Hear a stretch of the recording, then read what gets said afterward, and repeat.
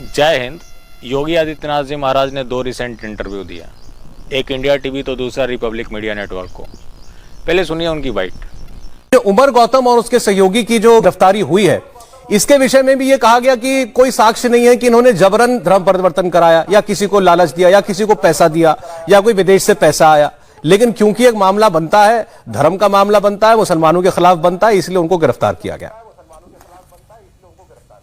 देखिए, हमारे पास पूरे प्रमाण हैं और ये प्रमाण देखिए, एक संत पर हमला करने की साजिश से प्रारंभ होता है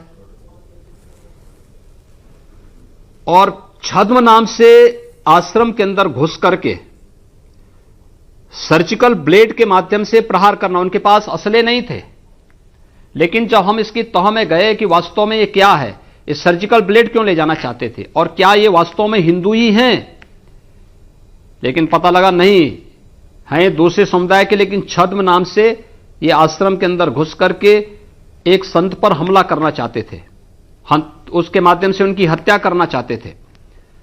फिर इसके पीछे कौन लोग हैं, तब उमर गौतम का नाम आया। ये मोहम्मद उमर गौतम एक धर्मांतरित मुस्लिम है। 1984 में एएमयू में इसने धर्मांतरण किया था और 1984 से लेकर के ये तमाम प्रकार की संस्थाओं के माध्यम से इस गतिविधियों को करता था। देखिए, इसके पीछे बहुत बड़ा षड्यंत्र है और एक बहुत बड़ा रैकेट, हमारी एक बहुत बड़ी टीम इसके साथ इसको अब इसका पर्दाफाश करने में लगी हुई है। टारगेट इन्होंने सबसे पहले किसको किया? मूक बधिर बच्चों को। मूक बधिर बच्चे यानी जो बोल नहीं सकते, अपनी अभिव्यक्ति को शब्दों से व्यक्त नहीं कर सकते, व्हाट्सएप मैसेजेस के माध्यम से इन्होंने उनको भड़काया, उनको धर्मांतरित किया, उनको टारगेट किया, फिर उसके माध्यम से उनके परिवारों में घुसपैठ करने का प्रयास किया और उसके माध्यम से इनका एक सुसाइड दस्ता तैयार करने का, स्क्वाड गठित करने की एक साजिश थी कि जिससे देश के अंदर एक भयंकर घटनाओं को अंजाम दे सके। यूपी पुलिस ने, एटीएस ने, मैं धन्यवाद दूंगा यूपी पुलिस को कि इन्होंने एक बहुत बड़े षड्यंत्र को, जो सुरक्षा में एक बहुत बड़ा सेंध था, उसका पर्दाफाश किया है। 25 राज्यों में इसका जाल फैला हुआ है। हमने हर एक जगह के लिए टीम बनाई है, उत्तर प्रदेश में भी और देश के अलग अलग राज्यों के साथ भी। आवश्यकता पड़ती है तो हम सेंट्रल एजेंसियों से भी इसमें सहयोग लेंगे। हमारे पास पूरे पुख्ता प्रमाण हैं, हर एक स्तर पर प्रमाण हैं।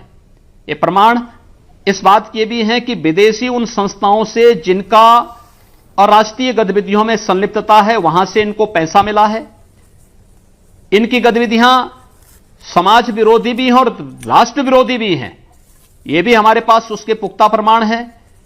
इन्होंने हवाला के माध्यम से पैसा ला करके और इस पूरे संजाल को अपना फैलाया है। इस प्रकार के पूरे प्रमाण हमारे पास हैं।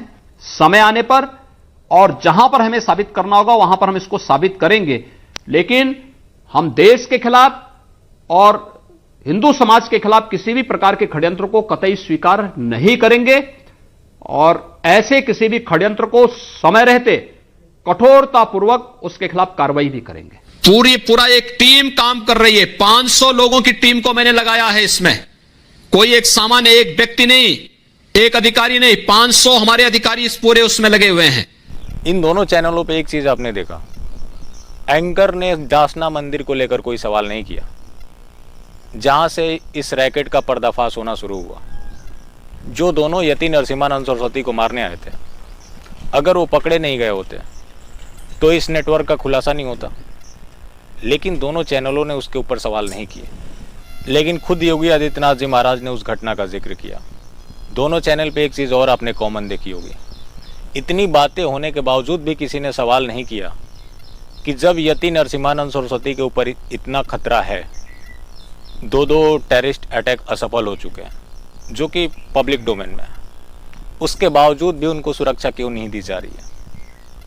मीडिया के अंदर इतना भी गट्स नहीं है।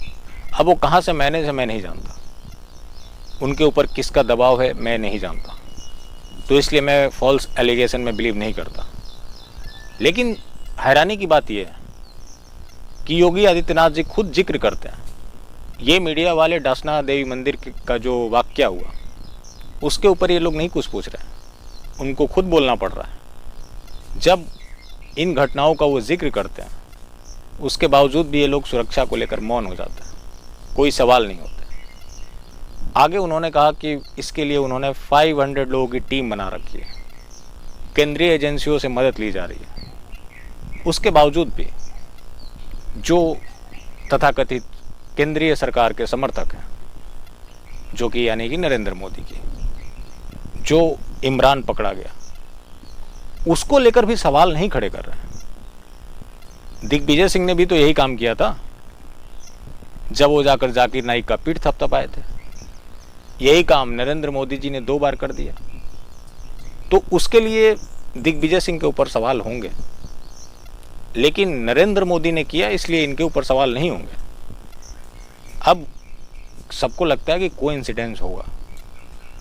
क्या एक प्रधानमंत्री के साथ कोई भी मंच साझा कर सकता है? वो प्रधानमंत्री का ट्रांसलेटर का काम कर रहा था, क्या उसकी पहले कोई जांच नहीं हुई होगी? प्रधानमंत्री ना उससे हाथ मिलाते हैं, उसका पीठ थपथपाते हैं, लेकिन फिर भी प्रधानमंत्री के ऊपर सवाल खड़े नहीं होंगे। फिर क्यों तुम संविधान की बात करते हो कि प्रधानमंत्री संवैधानिक मर्यादाओं से बंधे हुए हैं? जब संवैधानिक मर्यादाओं से बंधे हुए हैं तो संविधान उनके ऊपर भी लागू होता है। इमेजिन करें प्रधानमंत्री मोदी की जगह कोई और इतना गर्मजोशी से मिल रहा होता तो क्या उससे पूछताछ होती या नहीं होती? उसके ऊपर सवाल खड़े होते या नहीं होते? जरूर होते हैं। लेकिन यहाँ क्या करेंगे, अंधेर नगरी चौपट राजा। अब उनके ऊपर भी योगी आदित्यनाथ ने भी तमाचा मारा है। जो लोग यति नरसिंहानंद सरस्वती को ये बता रहे थे कि वो एंटी योगी है, एंटी बीजेपी है और इनके खिलाफ वो कैंपेन चला रहा है, उस तरह के आरोप जो कि हमारे ऊपर भी लगते हैं। हम बीजेपी की बीमारी बता रहे हैं तो हम बीजेपी को लंबे समय तक जीने की कामना करते हैं। अगर बीमारी है उसका समय पे इलाज हो जाएगा तो ही बीजेपी सरवाइव करेगी या कोई भी ऑर्गेनाइजेशन सरवाइव करेगी।